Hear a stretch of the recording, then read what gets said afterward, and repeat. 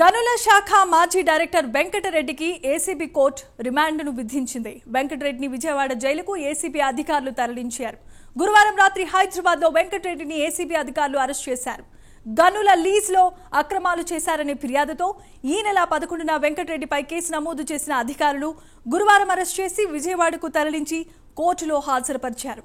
October 10 వరకు remand విధించింది.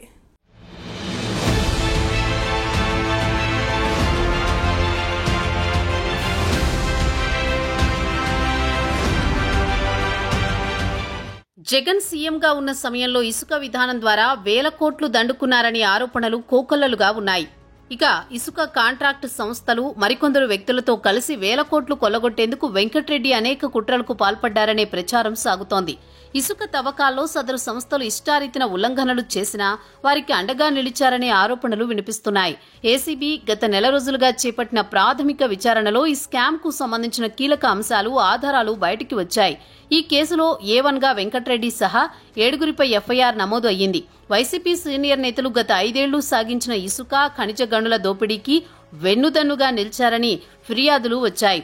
జేపీవీఎల్, జేసీకేసీ, ప్రతిమా సంస్థలకు అనుచిత లబ్ధి చేకూర్చారని ఆరోపణలున్నాయి. జగన్ హయాంలో ఇసుక విధానం ముసుగులో ఏకంగా 2,566 కోట్ల రూపాయలు దోచేసినట్లు ఏసీబీ దర్యాప్తులో తేలింది. గత ప్రభుత్వంలో అనేక అక్రమాలకు పాల్పడ్డారనే అభియోగాలపై రాష్ట్ర ప్రభుత్వం ఆయన్ని సస్పెండ్ చేసింది. అప్పటి నుంచి వెంకటరెడ్డి ఆచూకీ లభించలేదు. తాజాగా ఆయన్ని అరెస్ట్ చేసి రిమాండ్కు తరలించారు.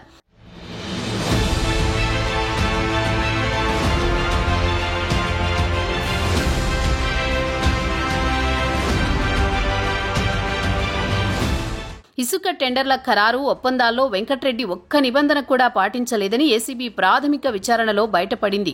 వైసీపీ హయాంలో ఇసుక తవ్వకాలు, సరఫరా, విక్రయాలు, కాంట్రాక్టు దక్కించుకున్న జయప్రకాష్ పవర్ వెంచర్స్ లిమిటెడ్ రాష్ట్ర ప్రభుత్వానికి 1,528 కోట్లు చెల్లించాల్సి ఉండగా 201 కోట్లే జమ చేసింది. జగనన్న ఇళ్ల కాలనీలకు 859 కోట్లు, నాడు నేడు కింద నిర్మాణం చేపట్టిన ప్రభుత్వ స్కూళ్లకు 71 కోట్లు విలువైన ఇసుక సరఫరా చేసినట్లు లెక్కల్లో చూపించేసింది. వాటి పేరిట 931 కోట్ల సొమ్ము ప్రభుత్వానికి కట్టకుండా సర్దుబాటు పేరిట దోచేసుకుంది. ఆ మొత్తాన్ని మినహాయించిన జేసీ సంస్థ సర్కారుకి ఇంకా 395 కోట్లు చెల్లించాల్సి ఉంది. స్టాంపు డ్యూటీ, సకాలంలో వాయిదాలు కట్టనందుకు చెల్లించాల్సిన వడ్డీ, ఇతరత్రా కలిపితే ఆ సంస్థ ప్రభుత్వానికి 624 కోట్ల బకాయిలు పడింది.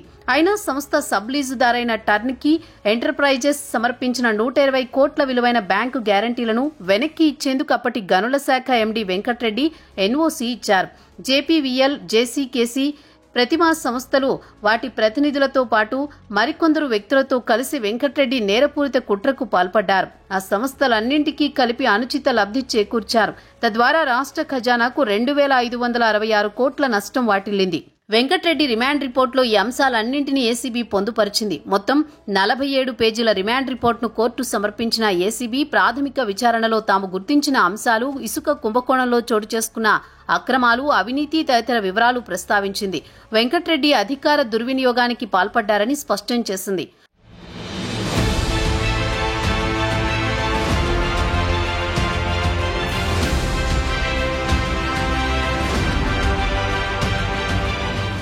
కూటమి ప్రభుత్వం అధికారంలోకి వచ్చిన వెంటనే మైన్స్ శాఖకు చెందిన ఉన్నతాధికారులు విచారణ చేపట్టారు.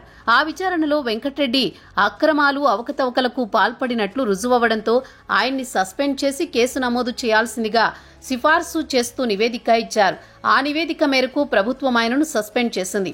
ఏపీ ఎండీసీ మేనేజింగ్ డైరెక్టర్గా ఆయన ఇసుక టెండర్లు, అగ్రిమెంట్లలో నిబంధనలు ఉల్లంఘించారని, సుప్రీంకోర్టు ఎన్జీటీ ఆదేశాలను ఖాతరు చేయకుండా ఇసుక తవ్వకాలకు అనుమతి ఇచ్చారని, అలాగే ప్రభుత్వ ఆదాయానికి గండికొట్టి ప్రైవేటు వ్యక్తులకు లబ్ధి చేకూర్చేలా వ్యవహరించారని విచారణలో తేలింది.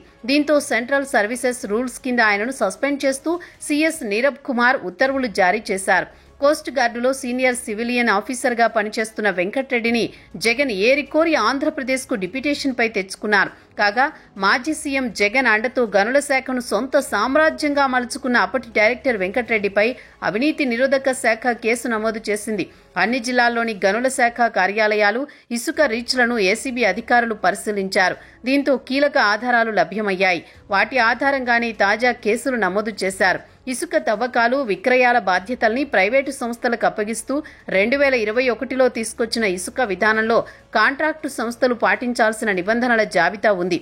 కానీ జగన్ హయాంలో ఏవీ అమలు కాలేదనే వార్తలు వినిపిస్తున్నాయి. ప్రభుత్వం పెద్దల ఆదేశాల మేరకు వెంకట్రెడ్డి ఈ అక్రమాల విషయంలో బాగా సహకరించారని ఆరోపణలు గుప్పుమంటున్నాయి.